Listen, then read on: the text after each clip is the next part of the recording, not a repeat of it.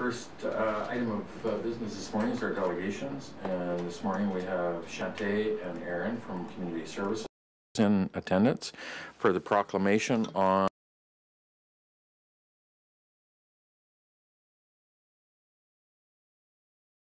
It's just me. Well, and this is throwing me off. I'm used to standing up there. We appreciate you coming in this morning. And so I'll read the proclamation. Whereas hundreds of thousands of Canadians show their concern for the environment and their communities each year by participating in Pitch-In Canada projects to refuse, reuse, recycle, and properly dispose of waste, clean up and rejuvenate local neighborhoods, green spaces, ravines, waterways, and illegal dump sites, restore habitats, and to establish composting and recycling projects. And whereas Pitch-In Canada, a national, community-based organization comprised of eco-action and community volunteers, believes that maintaining a quality environment and encouraging civic pride is everyone's responsibility. And whereas Pitch-In Canada encourages voluntary action to keep communities clean and beautiful and to restore and maintain a healthy environment, and invites all citizens in our community to actively participate. Now, therefore, I do hereby proclaim the week of April 18th to 24th, 2021 as Pitch-In Canada in Dawson Creek, and we invite all citizens in our region to actively participate in Pitch-In Week.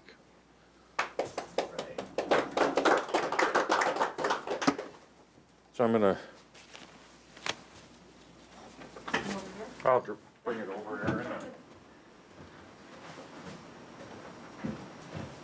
Thank you so much. Okay, I'll go in. Thank you. Registration actually I'll opens. just going to return your mic on. Oh, sorry, sure. Yeah, I'll just going to activate it over here. Multitask, multi-duties, multi-talents. I'm good? And the Fitbit's on. No, So registration actually opens today for nonprofits, local nonprofits to register. We have 60 sites, well 65. We've opened up 5 sites for competition between businesses so that if they want to register, they can actually put that money towards a nonprofit of their choice.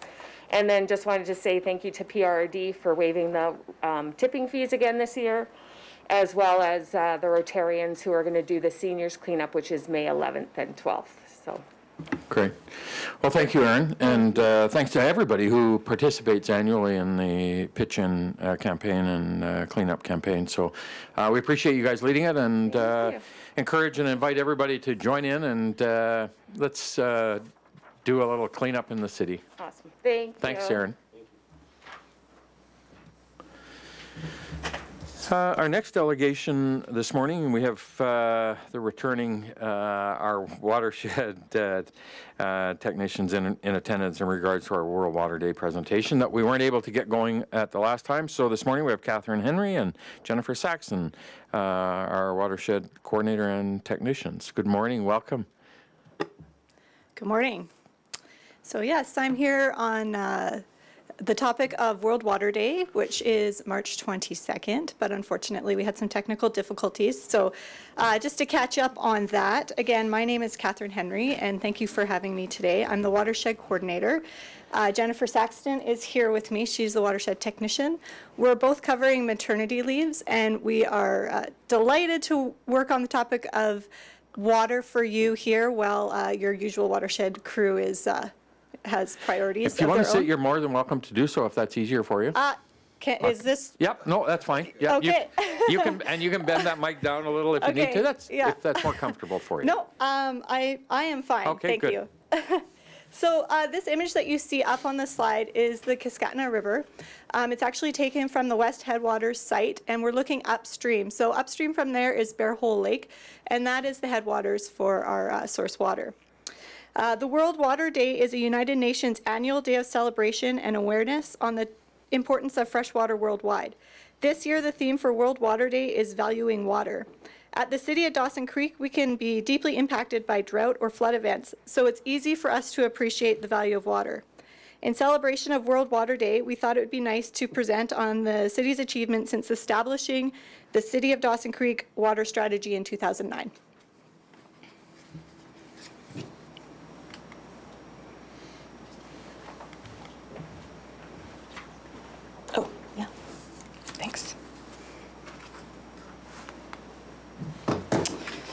Okay. So in 2008, baseline water usage data for the city of Dawson Creek determined that we had higher than Canadian average consumption rates per capita. The consumption in all sectors was increasing with river flow decreasing. The unaccounted water volume slightly higher than Canadian average, and there was an increasing demand for non-potable fresh water by industry. So as a result, the City of Dawson Creek water strategy was established in 2009 with two primary goals. The first was, as a volume target, the city will reduce the current per capita daily consumption by 20% by the year 2020, going from an average of 584 liters per capita per day to 467 liters per capita per day. The second was in line with the new BC government legislation. The city would meet 50% of its new water needs through conservation measures by the year 2020. So now that it's 2021, we thought we should see how we had done.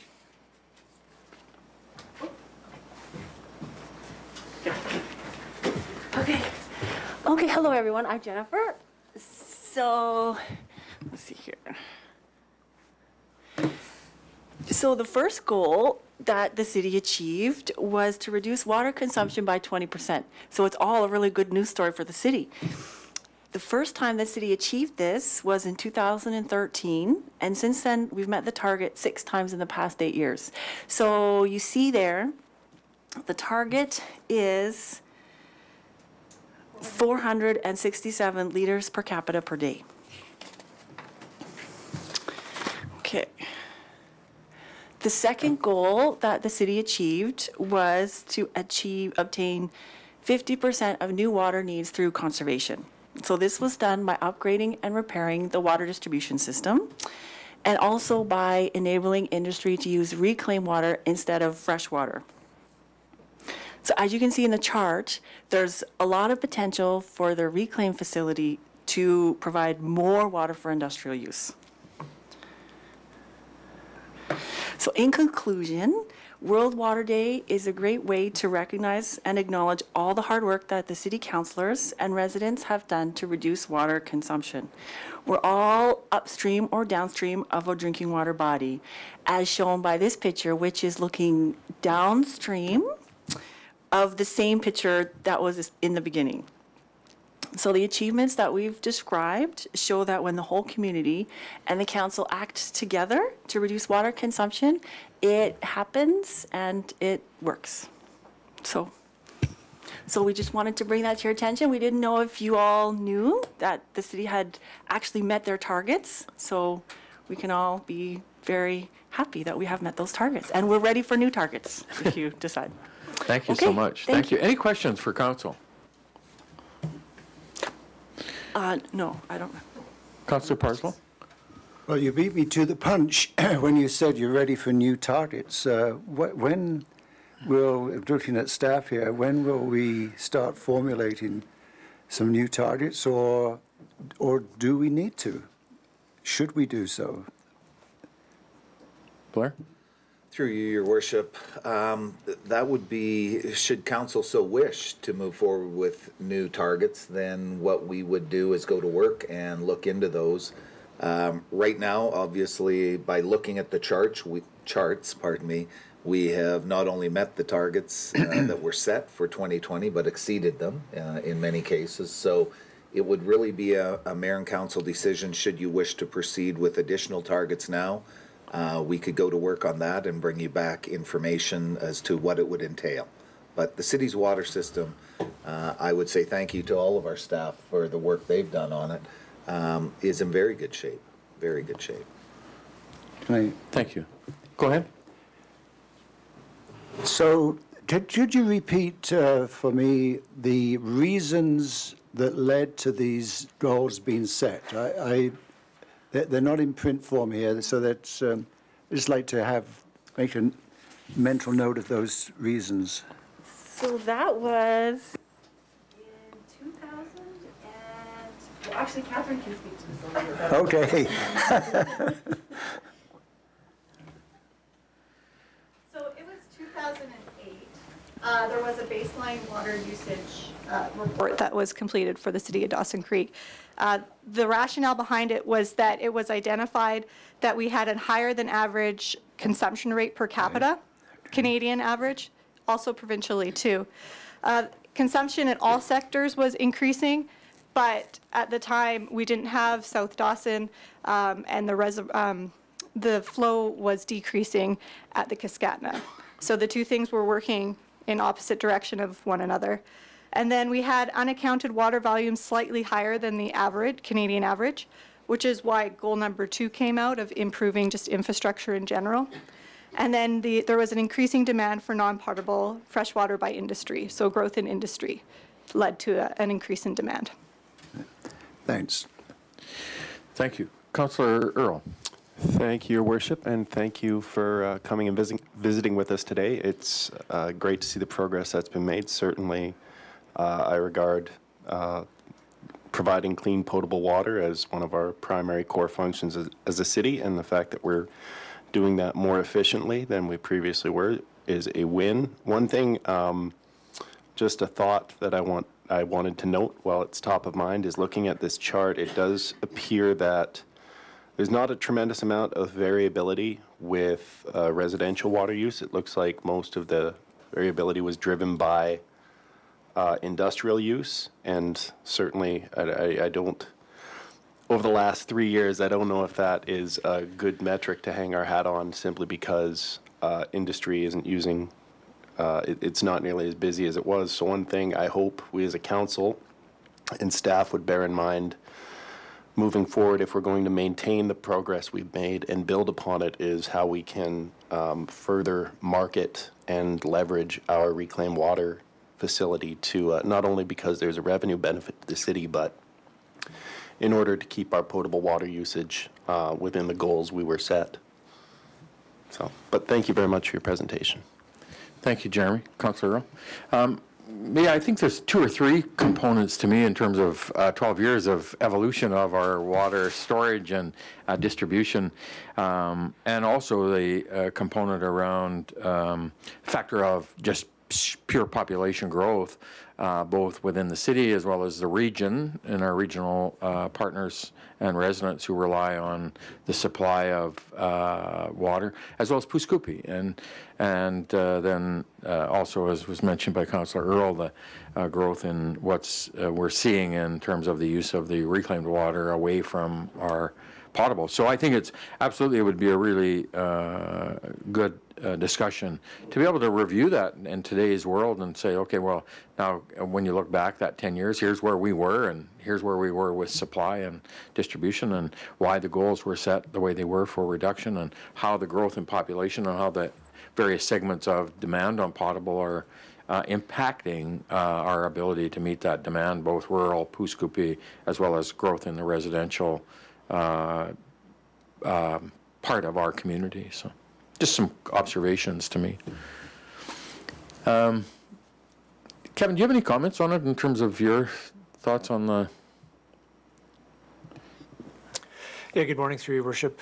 As I was just listening to some of the comments, some of the things that I recall is during that period of time, we were definitely going through drought. So there was a lot of focus on water. We, as Blair pointed out, we have positioned ourselves well over the last number of years with reservoirs, the Weir at Bear Hole. And I think it's important for council not to lose sight that recently, in the last 3, 4, 5 years, we've been in a very positive position as far as rainfall and everything. So there's nothing to say that, 5 years from now we might be in another drought situation. So I think these things that council has put in place is important and will position us well. Another piece is we went through quite an extensive consultation process a couple times called the Sure Water campaign, where we talked about source water, because there was discussions about going to an alternative source. There was talk about industrial usage. A lot of those pieces came up, and the community was quite engaged and involved, and ultimately they're the ones that really provided that feedback to council about wanting to stay with the Cascatina if at all possible, because it was very clear that that's the cheapest option for us. And so that's really laid the framework to why what, we've put in place as far as reservoirs, storage, weirs, those things to manage it. So again, who knows what the future will look like, but I do anticipate we'll go through another cycle where we'll be in more of a drought situation, and I think we'll be well positioned. Thanks, Kevin. And I think honestly the reservoirs, the storage, building that has added to capacity, and the additional work on the treatment plant by increasing that capacity has really changed the dynamics of what we had in 2009 to today. So it'd be really a good conversation to be able to do that new look at it in terms of saying, how are we positioned, and what are the things we need to do to ensure that we have stability in our water supply and distribution for the next 30 or 40 or 50 years for our community and residents, and our rural residents and Poo-Scoopy. So. Catherine, Jennifer, thanks so much for being in this morning. It's really beneficial for us, I think, as council to always be appreciating how significant the aspect of supply and distribution of our water is to our community and region. And we appreciate you guys coming in this morning to do that for us. Thank you. Thank you for having us.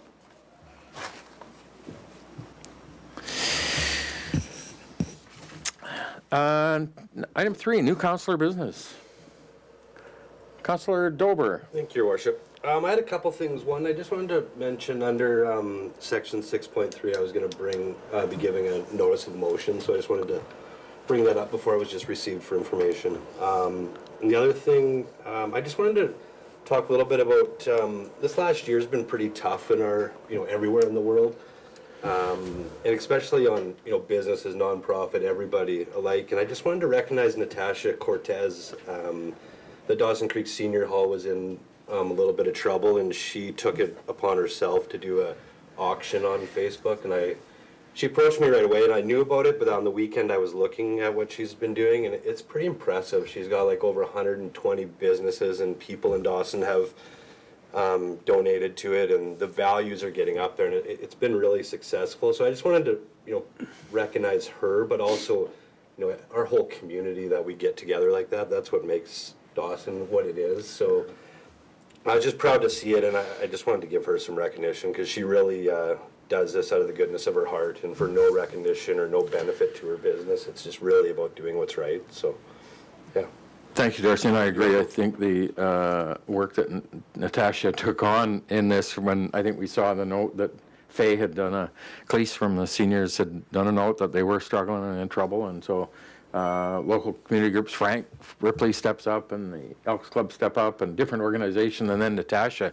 And obviously the amount of interest and support that she's got from business and residents has been unbelievable. And so it speaks to the, as you've said, it speaks to the heart of the community where people are willing to give and support our seniors.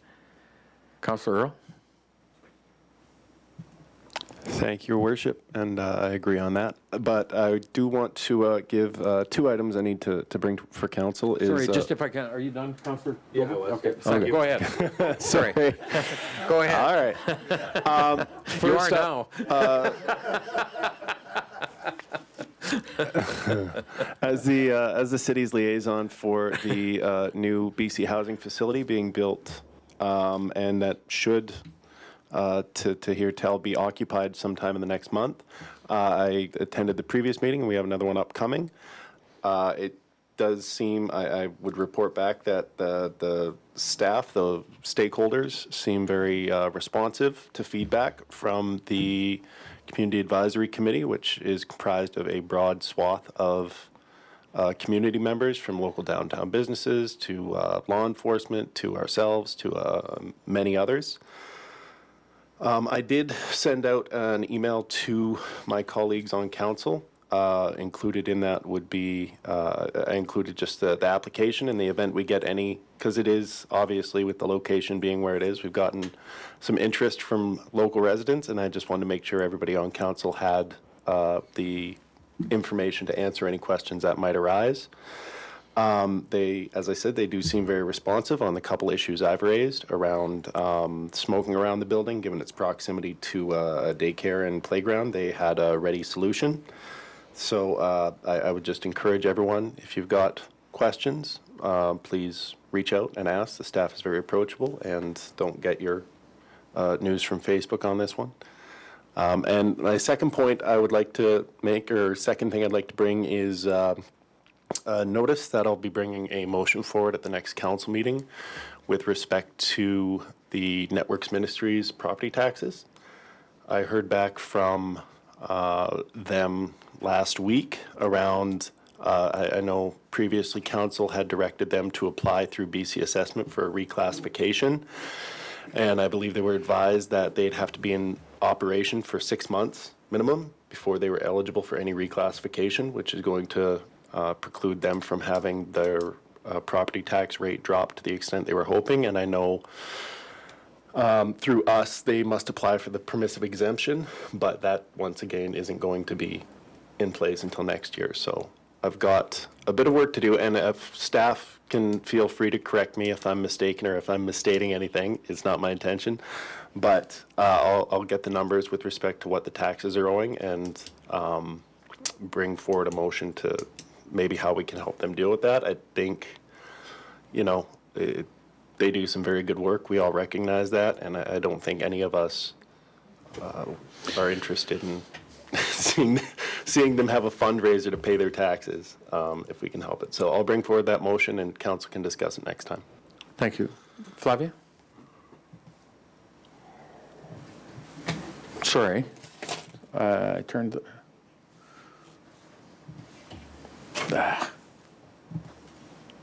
So, through your worship, just to confirm that there was two requests to BC assessment. One was to drop the assessed value, which was pretty high, and then try to move the classification from commercial to recreation.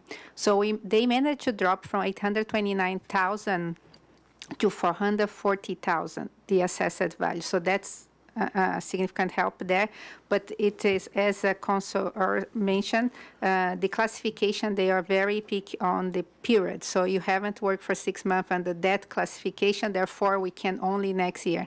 Regarding to the permissive exemption, when they acquire, the process of permissive exemption was already done, so there was not a request at the time. Of course, for this year, they can come and place a request for a permissive exemption. And the other reason also, there was a request from council for us to bring the report. I'm still waiting for the final rate for school taxes to be able to measure the impact for taxes. I hope by next meeting, probably still not, normally a school tax comes early May, I will be able to then project the tax impact to the network ministry. And so perhaps if you're intention to bring a notice of motion that you work with administration and they can help you put that information together for council in terms of what the implications are of their current situation and what it will be projected and what you're then requesting of council to do. Councillor Earl, and administration can help you with that information, and then council have the ability to deal with it at that point. I'm always delighted to work with Flavia, Your Worship. Perfect. Thank you. Thank you. Anything further? Councillor Earl? No, that's it for me. Thank you. Thank you. Councillor Wilbur? Thank you. I was being quiet because it was on and Flavia was talking. I was like, don't breathe. Actually, what I would just like to update council and inform the community about is some growth at the Aubert Economic Society. So they have been granted funding for 6 new programs, bringing a total of 9 programs that will be delivered in Northeast BC. So thank you to the province for having faith in us. We were told we were the demise of our own success, but we'll take it. And due to that growth, we're taking on a second location in Dawson Creek, so we will be moving into what was the Alaska Highway House, as well as 2 offices upstairs at the chamber. And we are back all the way to Fort Nelson and providing service in Fort Nelson, Fort St. John, and Chetwynd. We've hired new staff. And I'm happy to say that 10 ladies from Northeast BC have spent the last 6 months in an Indigenous education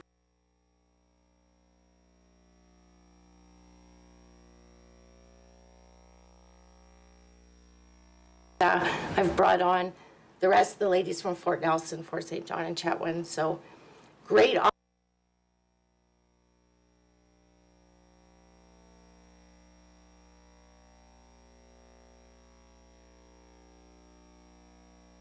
And get everybody working or back to school. Thank you, Councillor. Councillor Parslow. Well, good news about... That's great. Oh, you turned your... Just turned yourself on. I'll get you back. Am I on now? Yeah. Yeah, so that's good news about Aubert's expansion, and I really appreciate the Darcy's comments as well. The Mars Zero Part Society has a new president, and Alex Reshny is the new president. Darcy's comments, I guess, add to my reflections about how do we, as a council, recognize the incredible contribution made by our volunteers in the community. Dale Campbell has stepped down after 10 years of service as president, and he took a society that was on its knees to a society that is active, strong, and providing a lot of good progress for the community. So it's just a reflection. I'm not seeking answers, but I mean, there's so many people in the community who, some at this council section here, who do so much work to enrich the lives of our community. And how do we actually pay, I guess, homage to what they do in our town? Anyway, I have a letter I wish to read to council, and it's a bit of an education piece for me as well. It has been.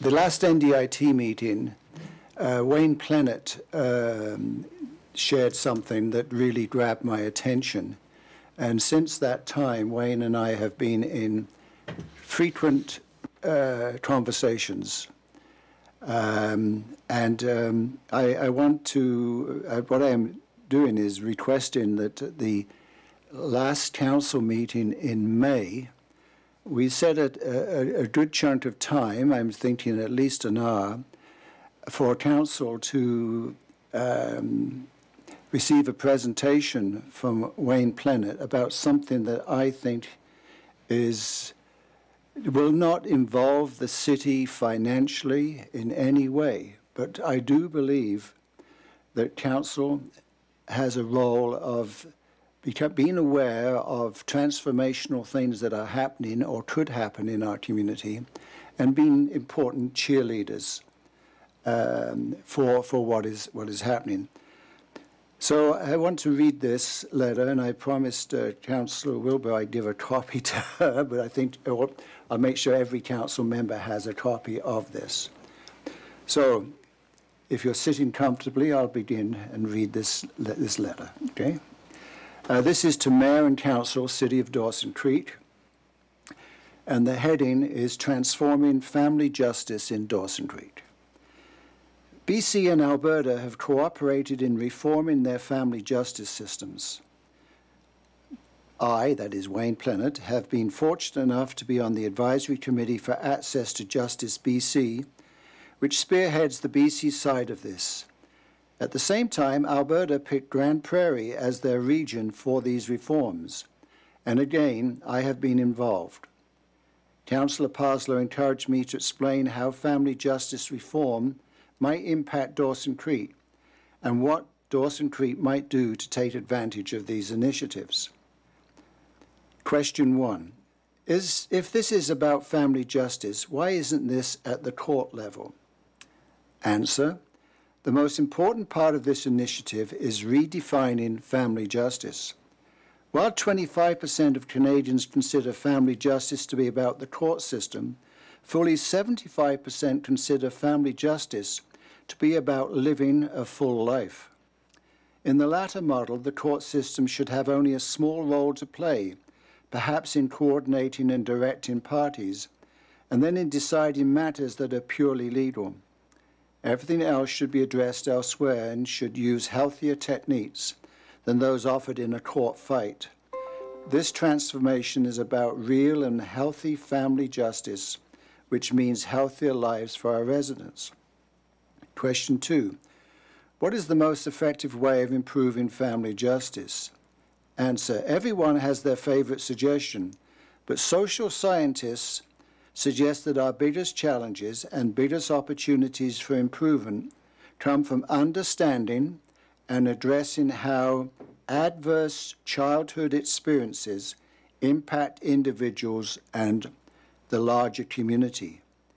The presentation that Wayne is asking to give, and I'm asking Council to allow that, will explain what this refers to and how widespread are the problem and its consequences and what might change.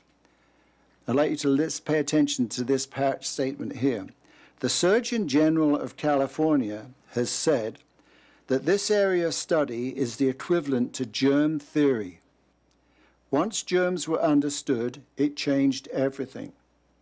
The same, she says, will happen when we understand adverse childhood experiences and what we can do to address them.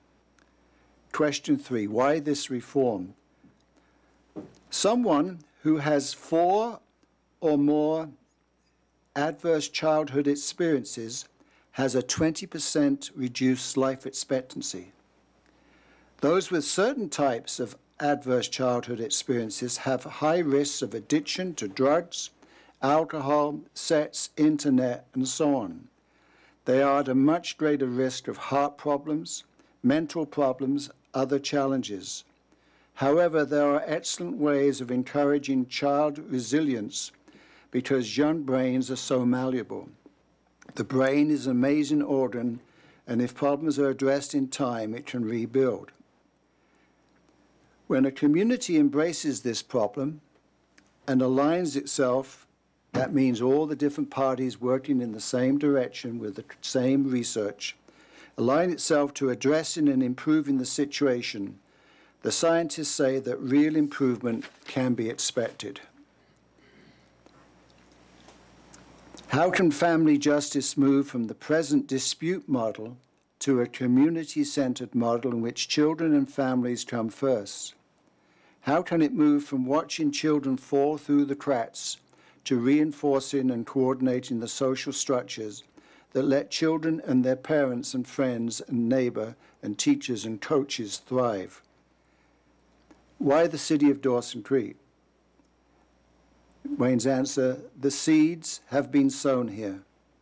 A number of people have taken the brain story, which is a fascinating course on the science and its application on traumatized children. It would be relatively easy to ramp this up. There are major reforms going on in Victoria and Surrey. Grand Prairie is a medium-sized urban area. No one in BC or Alberta has looked at how this might apply in smaller urban and rural areas. At the same time, we have connections and can benefit from what is happening elsewhere. Dawson Creek does not have services such as are available in larger urban areas. We can develop our own models. And the final question I asked Wayne, why City Hall? His answer, most of the organizations and institutions dealing with these questions have vested interests. Picture who presently deals with troubled children and troubled young adults and troubled parents. Doctors, nurses, lawyers, judges, psychiatrists, teachers, counselors, police, social services, social workers, etc. Each area has its own separate approach to these challenges. Each is a silo. The problems such as crime, drugs, school dropouts, messy family fights, mental illness, addictions cross all areas. Someone who does not already have a stake in the game can encourage the rest to align their approaches, work at deeper reform, and make a lasting difference. The science suggests that of all the possible areas of social reform presently available, this one offers the most potential impact. The city offers some community services that deal with children, and a few of its policies may affect children. But from my perspective, those are not the reasons for my engaging with the city. The purpose, the ask, is for a council that recognizes that its community has deep social challenges and that also recognizes tremendous potential for all its residents from embracing this new model of family justice and this new area approach in family trauma.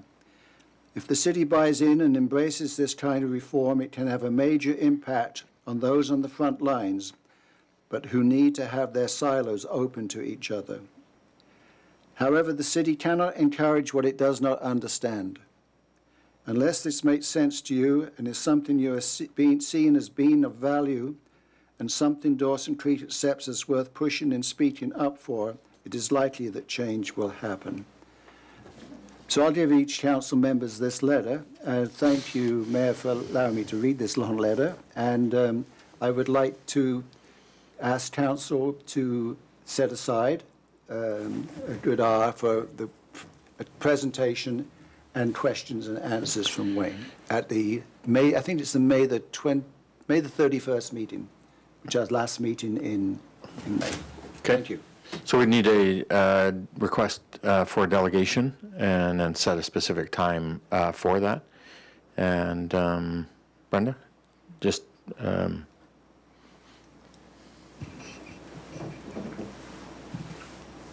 Yes, through your worship, Mr. Plannert would just need to submit a delegation request, and we can look after that from there. good. Thank you. Thank you, Councillor. Any other new councillor business? Thank you. Item 4 is minutes, and our minutes of our public hearing of March 22nd, 2021 for adoption. Moved, Councillor Dober, second, Councillor Kemp. All those in favor? Opposed? It's carried. Thank you. And 4.2, we have the minutes of our regular meeting of council March 22nd, 2021 for adoption. Move, Councillor Kemp, second, Councillor Dober. All in favor?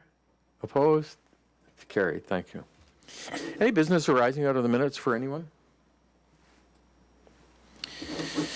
Item 6 is correspondence. 6.1, we have a letter from Mayor Lisa Helps from the City of Victoria regarding a request to endorse the Help Cities Lead campaign.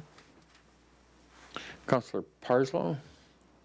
We've had letters like this before, and we've received them for information. I so move. Thank you. Second, Councillor Dober. Discussion? No discussion. All in favor? Opposed? That's carried. Thank you. 6.2, we have the letter and an invoice from Brian Finkel, President of the Union of BC Municipalities, regarding the request to renew our UBCM membership.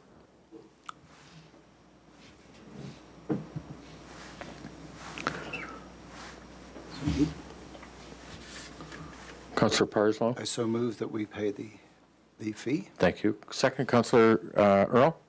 Thank you. Any discussion? Councillor Dober. Thank you, Your Worship. I've heard that the name being brought up a bit since I've been in here. I just wanted a little bit more clarification what we get from them, because the invoice was rather large. I just wasn't sure what the benefit is to the city. Sure, we are part of the 3 organizations of municipal representation, the North Central Local Government Association, which is the northern region of British Columbia that we're all part of as local elected governments, municipalities and regional districts. And that organization represents us at the provincial level and then to the Union of BC Municipalities, of which this is. And this organization hosts their convention usually annually in September. And we would then take any resolutions that we make through our community to the North Central Local Government Association to lobby the provincial government with through the Union of BC Municipalities. And then we're part of the Federation of Canadian Municipalities, and that's the national organization representing elected municipalities, local government at the national level. So this is the provincial Union of BC Municipalities, of which we join, and they're there to represent us with and lobby the provincial government on initiatives important to local government. Okay, perfect. Thank you. Can we use the service? Yeah, we go to the convention every year in September. Normally, all of council would attend as can. It's a week-long, usually, event that they host plenary sessions, deal with resolutions. Usually, it's a fairly intense week of information sharing and information gathering, and certainly, we've gone in the past, and I find it very valuable. Okay, thank you. Any further discussion? comments, questions? All those in favor? Opposed? That's carried. Thank you. Item 6.3, we have a letter from Karen Crosby, a resident of Dawson Creek, regarding request to remove the $2 fee from her printed utility bill. Councillor Dober. Thank you, Worship. I'd like to move a notice of motion for staff to look at some options on excluding potential seniors and maybe grandfathering them into the paperless option. I think this is, I don't know if this, or so I guess that's my motion. Okay. Then can I talk? Yep. Okay. So if I can just get a seconder to the motion? So the motion is, a notice of motion that Councillor Dober will be bringing forward, is he's bringing forward a motion at our next council meeting on requesting the, well, so he'll be bringing forward a motion at our next, just giving us notice of a motion that he's bringing forward at our next meeting in regards to the $2 fee on the printed utility bill for seniors. Blair? Through your worship, just a protocol issue. I'm not sure we need a seconder for a notice of motion. I think this is an information that I'm providing notice that I will move the following motion at the next meeting. Yeah. Okay. Okay. Yeah. Correct me if I'm wrong, Brenda, but I believe you're that right. would be. Okay. Good, thank you. And so the issue will be dealt with, and you can bring that, work with administration on that motion for our next council meeting. Okay, and can I explain it now, or do I do that at the next one? Well, so we should have a motion to this issue, and then Okay. you can speak to that. Okay.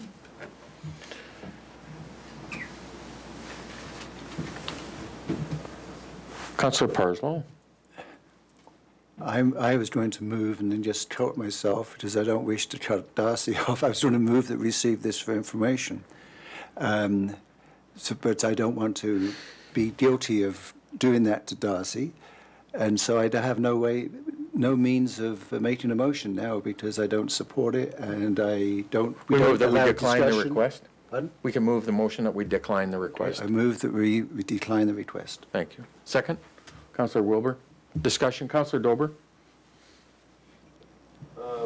Okay, I'm a little confused now, so we're just discussing. Well, we're declining this request, but if you want to add some information in terms of why you feel that we shouldn't be or should be adding changes. Yeah, I'm not sure on this request in specific, because I don't know, what this scenario is or if this person's a senior. I just know that since we've put this in, we've almost had a letter every single council meeting from seniors, and I strongly believe that there was a comment made last time that in business you got to do what's just right. Well, I agree with that 100%, but I also, in business, it's not always about making money. It's about doing what's right. And any successful business person would say that it's not about, getting more dollars in the bank. Sometimes it's just about doing what's right. And I really believe that, those letters that we had before of seniors that don't have internet access and don't have that we should listen to them. They've, laid down the foundation for our community, and I understand it's only $2, but $2 to people that are, on disability or,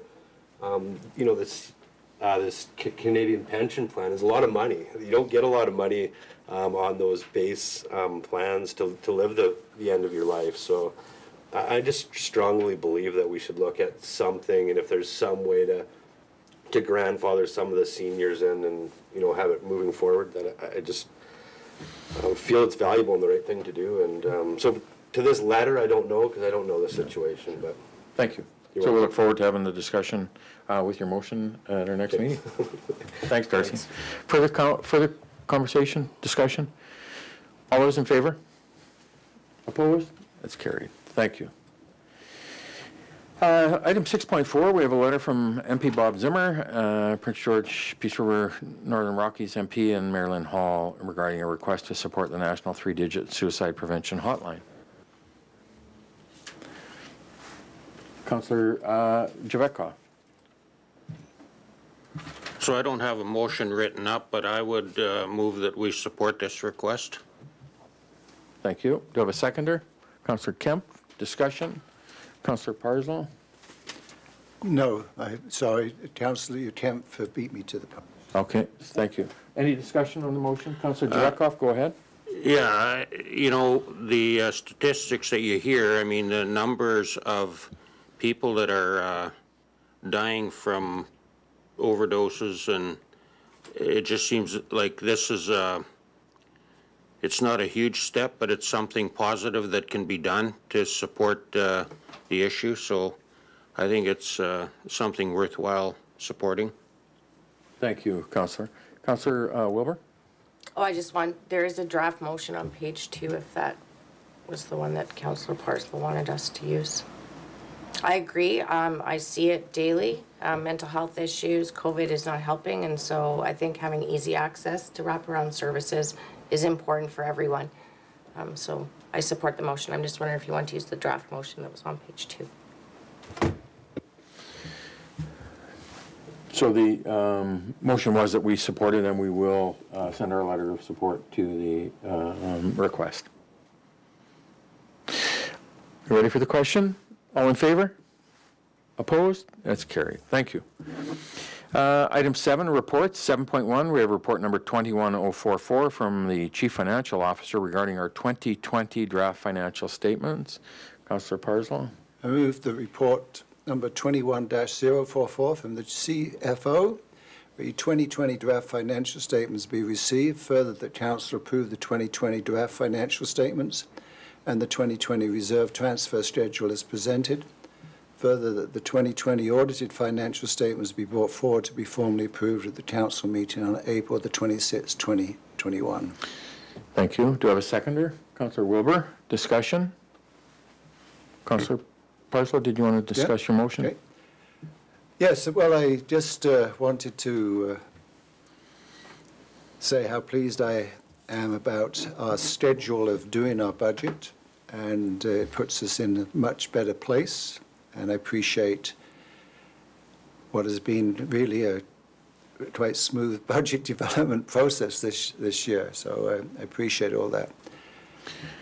There are a number of, there's a number of notes to the budget, and one has been highlighted in the report, the Encounter Event Centre and Dawson Creek Tourism.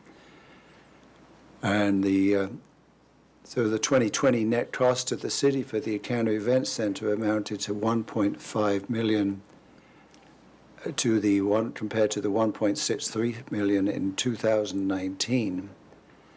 So my conclusion, which maybe need to be expanded upon, is that some of the savings that were made, the only impact was about $163,000 for the city.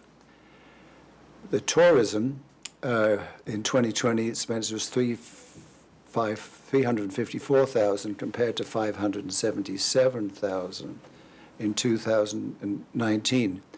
My question there is, what was the driving force for that reduction?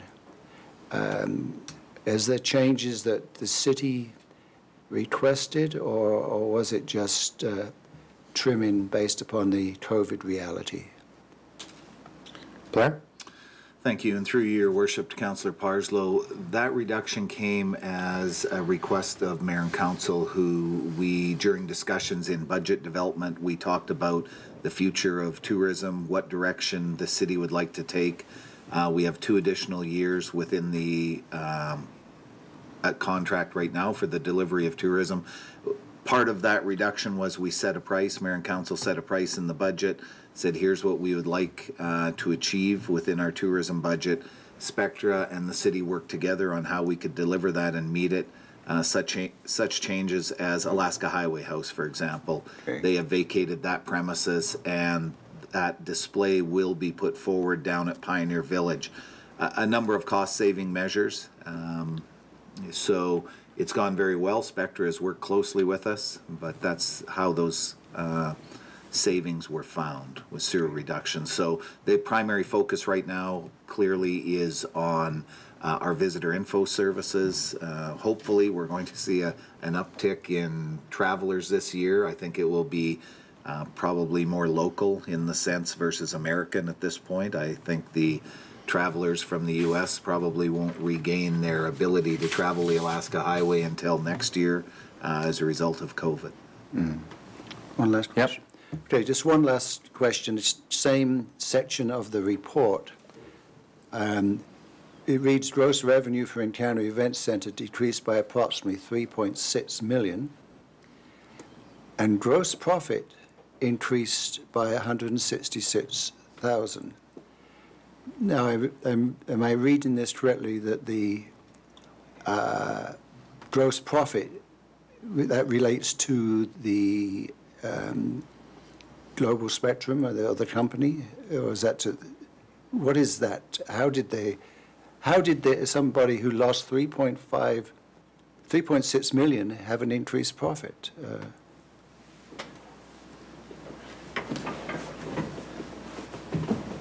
Through your worship, so that reflects that for Spectra Encana events specifically, it's always the offset of a revenue and expenses that they incurred. So they lost revenue, but they had savings on the expenditure by temporary layoffs and other projects that they try to minimize this impact.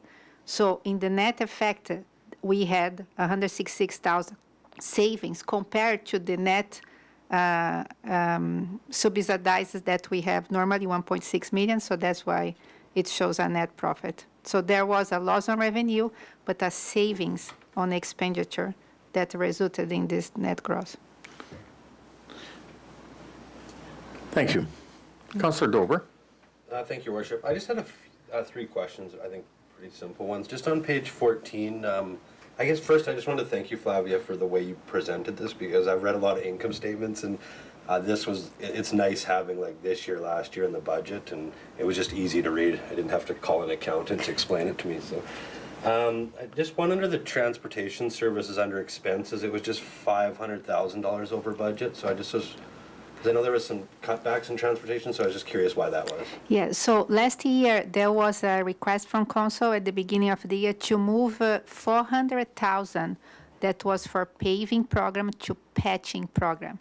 So paving would be under capital, and then patching is under expenditure. So that's the main reason for the increase. Okay, perfect. Yeah. And then my other one, just the expenses for last year was $3 million under budget. Is that just because some of the projects weren't complete and are getting carried over to 2021? Exactly, okay. That's exactly. And then I guess my other comment is I just, like, to be from year to year, we're down 1.1 million in expenses, which is pretty good considering the COVID year last year. So it's just nice to see actually the direction that this is going in. It's pretty positive. So that wasn't a question. So thank you. And so I want to just speak to one piece of the report. And so, and it's on the liabilities. And so the first piece, debt, long-term outstanding at December 31st, 2020 is 21.2 million compared to 24.2 million in 2019, which is a reduction of about $3 million in debt from 2019 to 2020. Tangible capital assets showing a really strong kind of direction and position. Accumulated surplus is now. I just want to make one that really stood for me.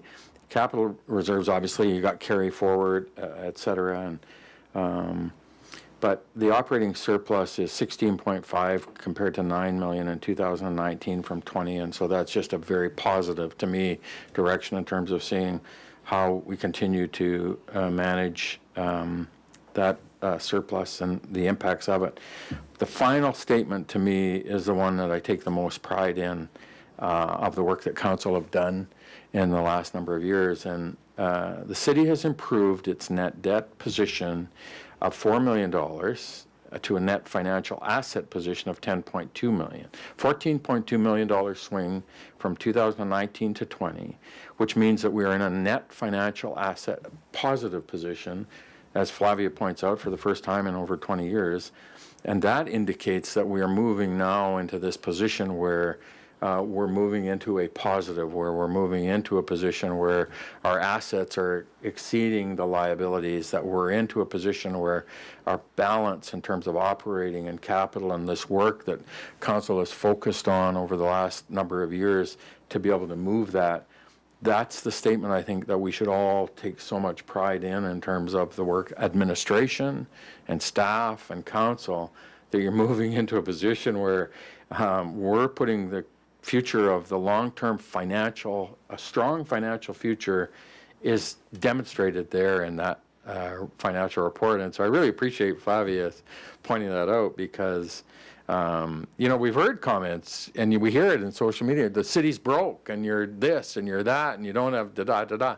Well, the city's is moving in a very strong financial position, and that is just hard work by everybody. So I just want to express my appreciation to staff and to administration and to council. That to me is the statement. So Flavia, do you have any comments on that? No, I think, like, thank you for pointing out, Mr. Your Worship, because, yeah, that's definitely something that in the last 20 years, for the first time, and I went personally every financial statement to check our net debt situation, so that we are in the condition of more assets than liabilities. Of course, when when we see a financial statement, we see as a consolidated, all the funds together. If you say individual funds, now individual funds, there are some that are still negative, but when you see as a whole, we have more assets than liability, and that's a great sign there. Yeah, and over the years, right, and Canada Event Center's built, Kelman Crook Performing Arts Center's built, we build water, we build sewer, we build roads, we build infrastructure, and all of those cost money, and they cost borrowing, and they cost, but now today, at the end of 2020, the assets are exceeding our liabilities. What a great statement. So Blair first, and then Councillor Earl. Your Worship, just to echo what's been said, I do not want this overlooked. This is probably one of the most important statements financially we've seen in the last number of years. Without question, the city has taken a new direction to ensure the financial sustainability of the city. There is still work to be done. So to see the direction that Mayor and Council have set, the work that our finance department has done, but I also want to say thank you to all of the managers and their staff as well, and the employees. These are difficult decisions that have had to be made and will have to be made still to ensure we get to a 70-30 split with our fair share revenue as Council has set. But you can go through reports, and sometimes especially financial reports, and overlook something that is significant of this. And to from administration, I want to say thank you to Council for the work you've done, for the recognition that you've given to the staff, and it is a good day in the city of Dawson Creek just to see the direction that has been set. Still a great deal of work to be done. So for people that think we have met it now and the money will flow freely, I just want to say there's still some challenging decisions, but not ones that can't be dealt with to build a stronger city. And we'll do that together. So thank you. Thanks, Blair. Councillor Earl. Thank you, Your Worship. Not too much to add. I pressed the button before you started speaking, so I was just going to echo many of the sentiments you expressed. This is overall a good news document. The city, I think it reflects some of the difficult choices we've made over the last few years. And yeah, thank you to staff for your support, and to echo Councillor Dover's sentiments. It's nice to have something that's as accessible to read, and I hope the residents watching live on Facebook take a moment to check it out, because I think you will be heartened by the progress we've made over the last few years. Thanks. Thank you. Any further discussion? Ready for the question? Councillor Parslow? Yeah, I'm sorry, I need a little bit of education here, sorry. So yes, it's great that the assets exceed our liabilities, but what is the impact on that in the development of future budgets? I don't understand. I mean, I'm not in any way denigrating what has been said, but how does that shed a different light in the development of future operating budgets, or does it not? Flavia? Yeah, through your worship, I think the financial statement is an instrument of what's the status of your financial conditions at a specific point of time, December 31st, 2020. So when we are preparing the budget, there's a lot of things to take in consideration. These financial conditions, but also what is the expectations from council. Do we want to invest more on asset management, which we need? Although we are saying here we have 228 million in assets, there's a replacement cost for that. So this financial position right now is not going to be enough to the money that we need to replace assets in the future. So that's many conditions here many situations needs to take in consideration. So financial statement is one portion of it. So you can say, oh, so can I reduce tax tomorrow because I have enough money? Not necessarily, because when you're preparing the budget, there's future borrowing coming. So the future borrowing, maybe you'll be able to offset a portion of that, but not necessarily all, because you still need funds from the property taxes collect to pay off the future debt. So we just need to be careful, because financial statements and budget, either how we present them, this year specifically, I include a note 18 on the financial statement for the first time, which is a reconciliation of the budget we work towards when we're preparing our budget with the budget we present on the financial statement. There are different factors, right? So when we are preparing our budget that we go through discussions, we consider the whole expenses of capital that we will spend on capital, which normally comes from, for example, PRA allocation. In here, we don't see that reflected in the financial statements. Why? Because it's treated separated. So there are accounting standards different from the methodology we do the budget, and that's is part of the process. So it's a piece of instrument, but not necessarily, oh, do we have all this money sitting there? Not necessarily, because there are accruals, there are like timing. So that's what we need to take in consideration. So from the point of view of asset management, right, this good news, right, should be within the context of asset management. Is that a fair summary? I'm sorry, I missed. The first, this point that the mayor raised about, for the first time for a couple of decades, our asset exceeds our liabilities rather than the other way around, is really a reflection of the increasing strength we have as it relates to asset management and the financing of our assets. So we just need to also separate it. Here, when we talk about we are in a condition of a financial asset, that means current financial, your accounts receivable, your accounts payable, your debt. When I'm talking about asset management plan, I'm talking about the fixed asset. Mm-hmm. I'm talking the building, the cars. So there is the financial side and the non-financial side, right? So right now what is showing is that all your obligations today, if we would close the door of the city, we have enough money to pay.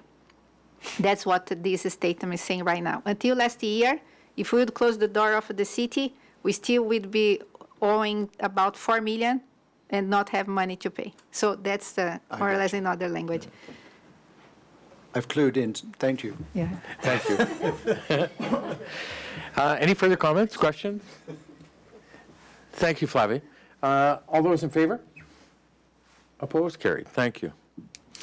7.2, we have report number 21043 from the General Manager of Development Services regarding our request for quotations 2106 asphalt maintenance program.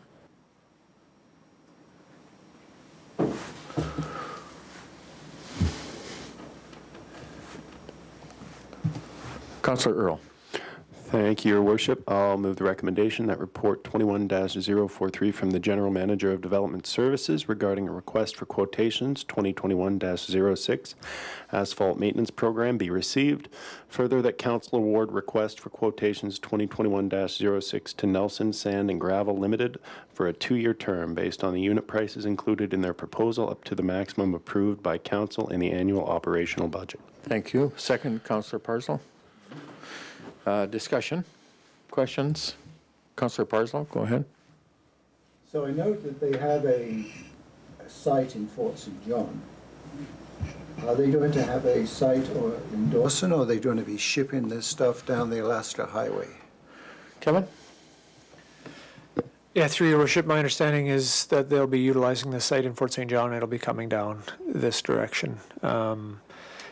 Not a lot different than what DGS Astro has done in the past, because they have their plants in Taylor. We're just fortunate to have Peter Brothers, who has a plant just on the edge of town, but their prices were a little bit higher. Thank you. Go ahead. So how many trips can you, I mean, it's hard a question to answer, but how many trips? Is there 100 trips a year? 10? So through your worship, yeah, it depends on the volume.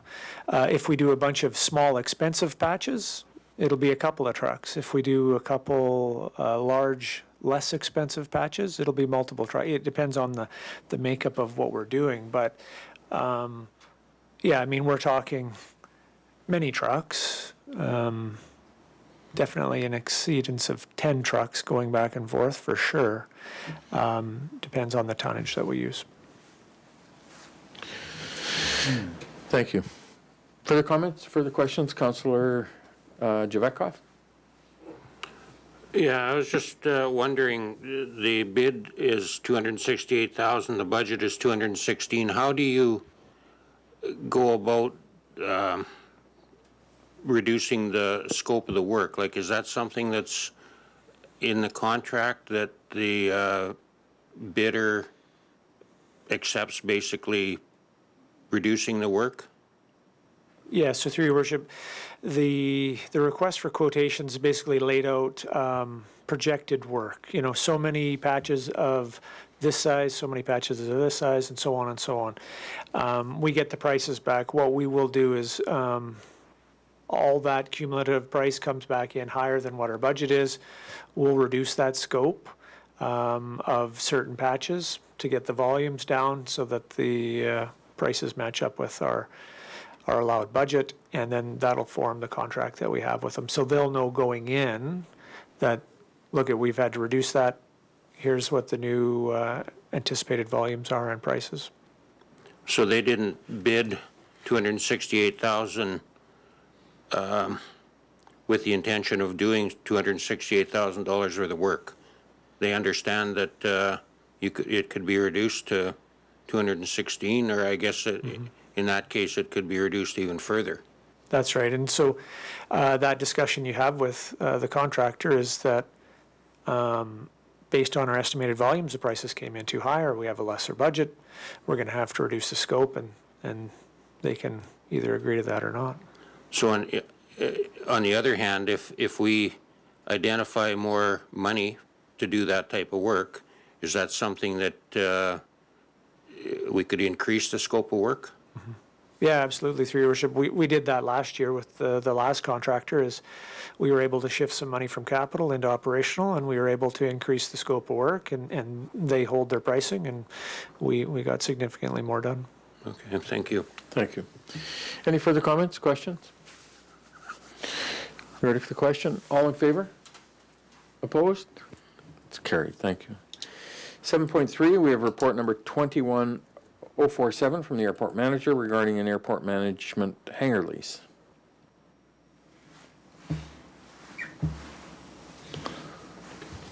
Councillor Parslow. Move that report number 21047 from the airport manager, airport maintenance hangar lease, John Inkster, be received. Further, the council approve a lease agreement with John Inkster for room number 103 to be used as office space within the airport maintenance hangar beginning on May the 1st, 2021, with an annual fee of $5,116.32 for the first year, with an option to renew for an additional year at a 2% fee increase. Thank you. Second.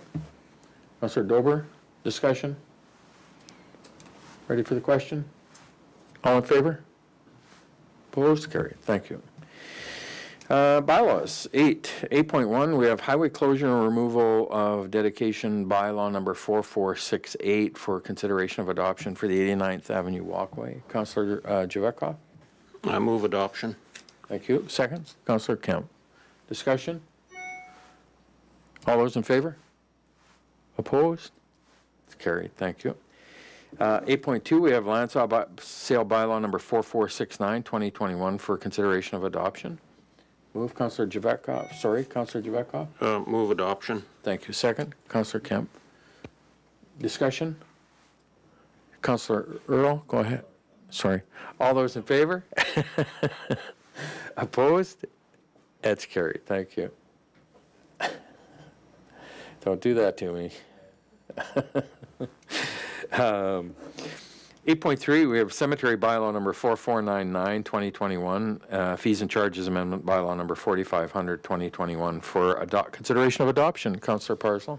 So move. Thank you. Second, Councillor Dober. Discussion? All in favor? Opposed? It's carried. Thank you.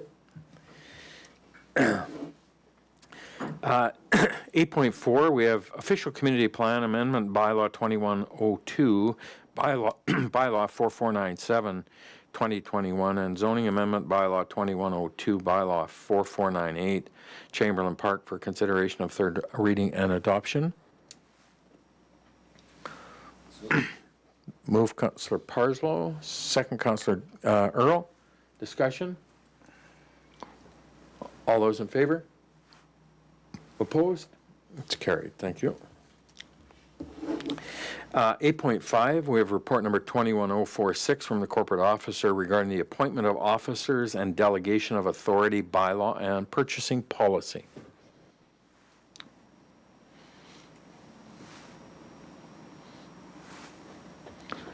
Moved by Flavia? No. Councillor Earl? Moved. Second. Councillor Dober. Sorry, Brenda. Councillor Ginter? Thank you, through your worship. The recommendation actually was to rescind third reading, and there was reasonings explained within that. So we're rescinding third? Sorry. Yes, there was an error within the purchasing policy that we're correcting, and that affects the bylaw. All right. Excuse me. So the motion to rescind third reading at this point? Move. Sorry, Brenda, go ahead. There's multiple recommendations in there if you want to carry forward. Okay, so we'll go with through that. them one at a time then. First, do we need to do them separately or all No, at they once? can all be done in Okay, one motion. Thank you. So the recommendation under report number 21046 is the motion. Councillor Earl? Well, I'll read it out. I'll Thank you. move the recommendation that report number 21-046 from the corporate officer regarding appointment of officers and delegation of authority bylaw be received. Further, that third reading of the appointment of officers and delegation of authority bylaw number 4479, 2021 be rescinded and the bylaw be given third reading as amended as shown in bold in Schedule B. That the revision shown in bold in revised purchasing policy attached to this report be approved, that the signing authority policy be repealed upon adoption of the appointment of officers and delegation of authority bylaw, and that following adoption of the appointment of officers and delegation of authority bylaw, that the special events policy be amended by replacing the reference to the chief administrative officer or designate with community services manager. Thank you, Councillor Earl. Do you have a seconder? Councillor Wilbur? Discussion? All those in favor? Oh, sorry, Councillor Parslow, go ahead. I didn't find the listing of the officers. There's the issue of the fire chief's no longer an officer of the board, right? Is that Right. correct? So is there a listing of the officers and their titles? In this package, I couldn't find it. And I wanted to make sure that, not that you would make a mistake, of course, as corporate officer, but Brenda? that the fire chief was not listed. Yes, through your worship, the statutory officers that are appointed in this bylaw are the chief administrative officer, the corporate officer, and the chief financial officer. And that's shown in section 3.1. Good. Thank you. Just checking up. Further discussion? All those in favor? Opposed? Carried. Thank you. Mayor's business, quickly, I held a meeting with TC Energy, and it was update on their projects and scope of work within coastal, within Wild Lake project, and how they're wrapping that up, along with some of the protocols that they've been facing with it. It's just a regular, really update that we have with them as a result of some of those major projects they have ongoing. I had a meeting with Brian Kulumatiki from the Northern Lights College and Todd Bonderoff, and it was just an update in terms of the moving forward of the college, and now they're scheduled for return to in-person class this fall, and some of the programming that they're looking to move forward with, and it was just a really good catch-up with the college, and making sure that we are there to support and engage in any of the issues that the college have, as it's such an important facility and entity in our community for sure. Damon started the interagency meeting a few years ago and brought together the various organizations within the community just to ensure that we have that connection of who's in the community, who are the various faces and the people, and in the event that something we needed to make contact with each other, we know who those are, and that meeting happens every quarter. And so examples of the college, the fire department, the RCMP, our city, the bylaw enforcement, and Canada Event Center, Northern Health, Spickers, the on and on. It's quite a broad list of folks, and we rotate the chair of the meeting. So every 3 months, somebody else takes on the role of chairing it, and it's just a regular update in terms of what's going on, and give each organization the opportunity to give a little bit of an overview of what and how their operations are. And Damon hosted the meeting last week, and anyway, I find it very useful, and it was there that I learned about our community nursing that opened my eyes to some of the stuff that was going on. And that's the benefit, I think, of having this interagency meeting, and certainly I really find it very worthwhile and really appreciate Damon's initiative to take that forward. Did an interview for the Dawson Co-op. They're looking to celebrate their 100th, and did a bit of a interview on their video that they're putting together, and so it was kind of interesting to reflect on my life as a young man growing up in Dawson Creek and how important the co-op was to our family and me. As my very first job I ever had as a worker was at the Dawson Co-op in the hardware department downstairs. I made $1.52 an hour, and I thought I had gone to heaven because I was making some money, and I worked for Joan Price and Alec Fodry, were the managers and the assistant manager, and anybody that grew up in Dawson Creek would know the name of Joan Price. And my dad, who was my grandpa Bumstead, was a share number was 3. He was a co-op guy, and my dad, and obviously the stories that I have of my dad are, he would tell me, if you need something, go to the co-op and they'll have it. And if they don't have it, they can tell you how to get along without it. And so that was how the co-op was such an important part of our life and family, and for me personally, and growing up, that having that early opportunity at a job. So it was really fun to be able to recollect that family history. And my mom, who's, God bless her, still has her co-op share number at 107, and we always remember that. We had a meeting with the South Peace mayors and regional electoral area directors with the South Peace Division of Family Practice. We're going through a transition with family physicians in the community over the next year. We're seeing some of our long-term folks starting to make those choices where it's time to relocate for different reasons, and God bless them. We appreciate what they've given to our community, and we certainly appreciate the fact that everybody goes through change.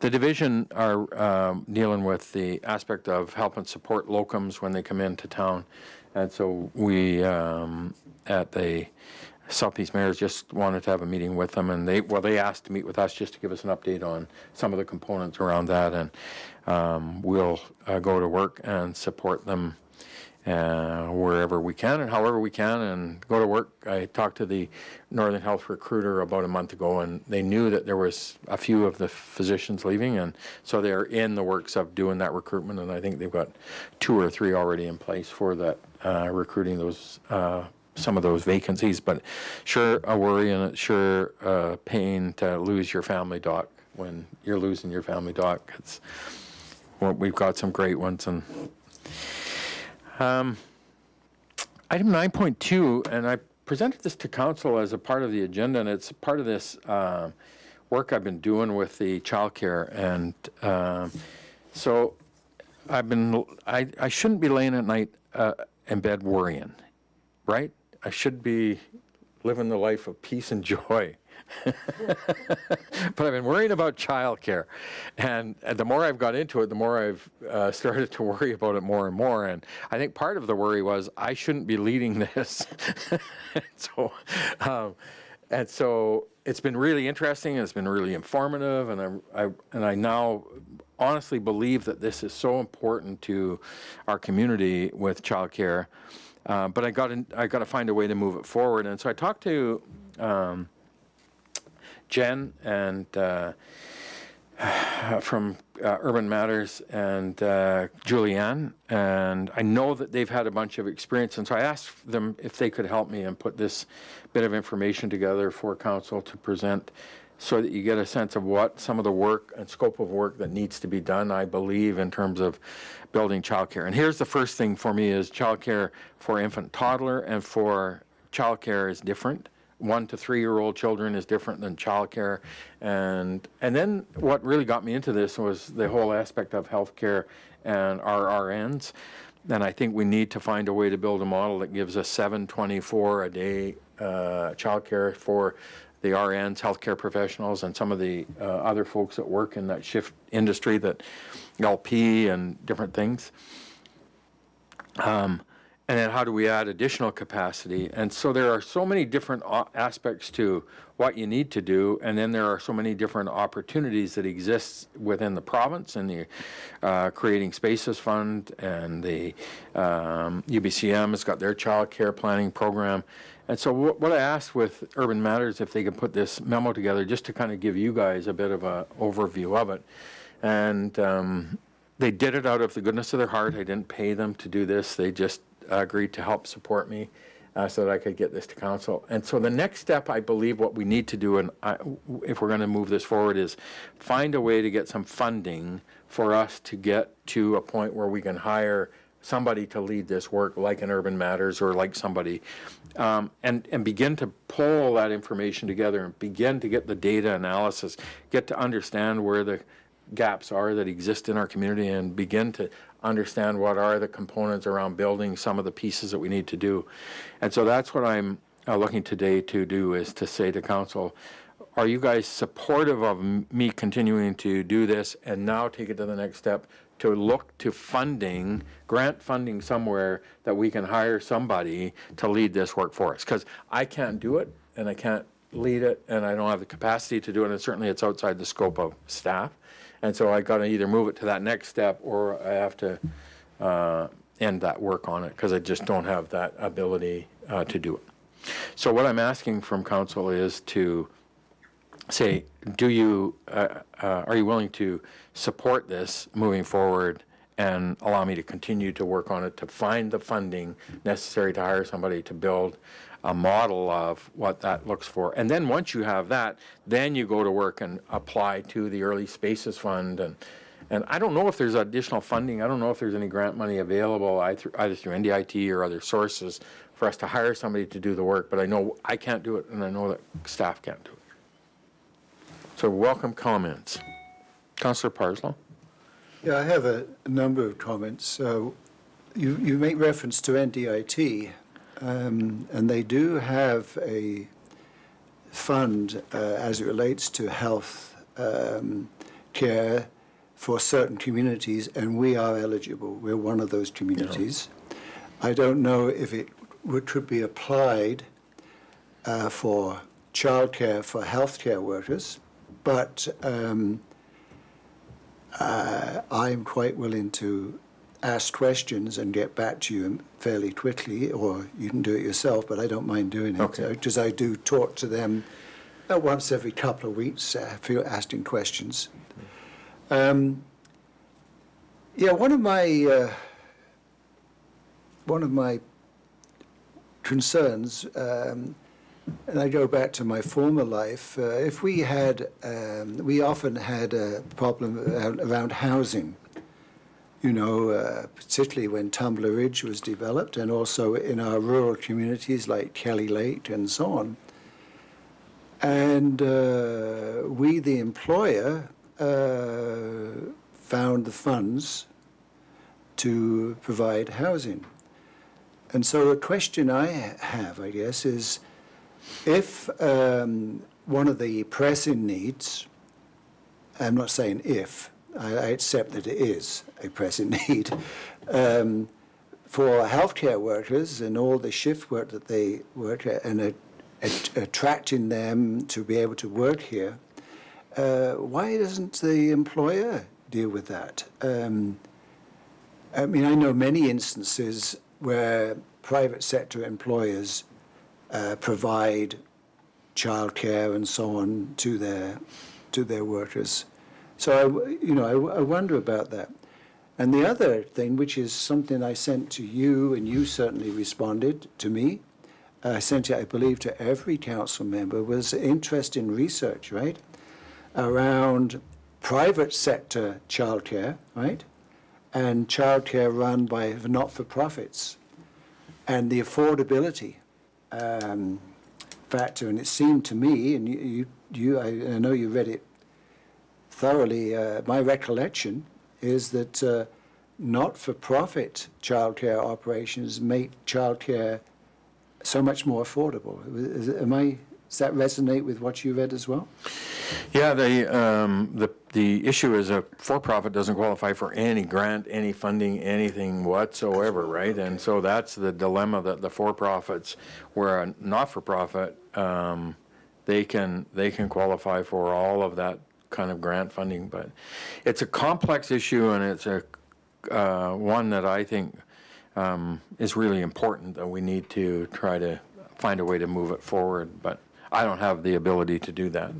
So, Councillor Earl? Thank you, Your Worship. So a couple thoughts. First being that as somebody who's only been in this job for 3 years, you might be in the wrong business for peace and joy. But, well, just kidding. But I would, I echo it. Obviously, someone with a 3-year-old, there's no sense of dread like the dread of not having stable childcare when you depend on it for your ability to work and earn a livelihood.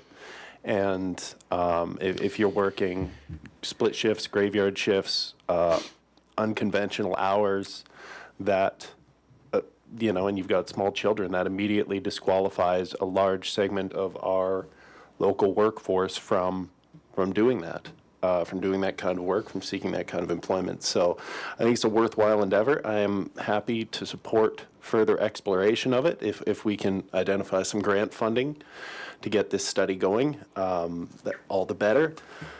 My one, I guess, piece of feedback based on some of the experience I've had in getting these reports is, I'd appreciate if should this move forward and gain the assent of council, one thing I would want to see is a fairly robust plan on how stakeholders are going to be engaged. And I'm thinking back to the housing needs report we received from the RD and the zoning assessment, where I guess the term I would use was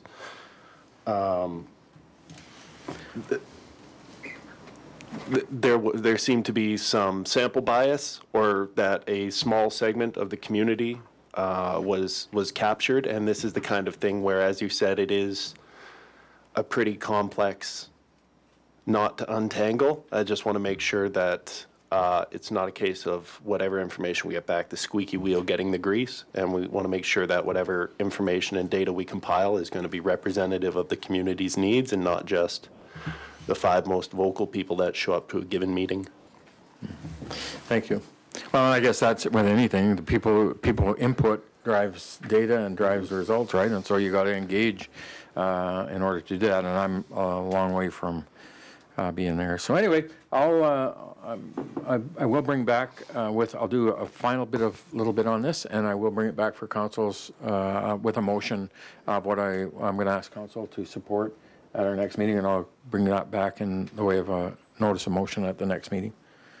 This was really for your information. We're rolling it up, so thank you. Item 10, Chief Administrative Officer Operational Update. Thank Go ahead, you. Blair. Thank you, Your Worship. Not a lot today, but something I'll start with a pretty important announcement.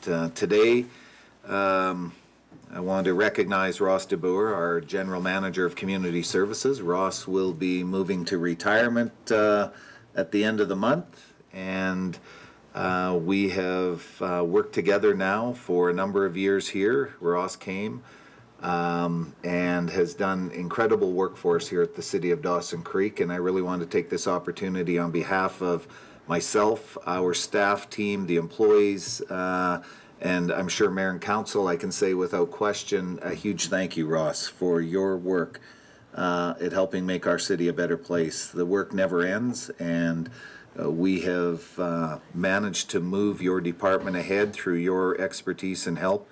And I want to say thank you and wish you all the best as you move towards your new career in retirement, whatever that may look like. But our city is a better place as a result of the work you've been able to do for us. So Ross, thank you. Thank you. All right.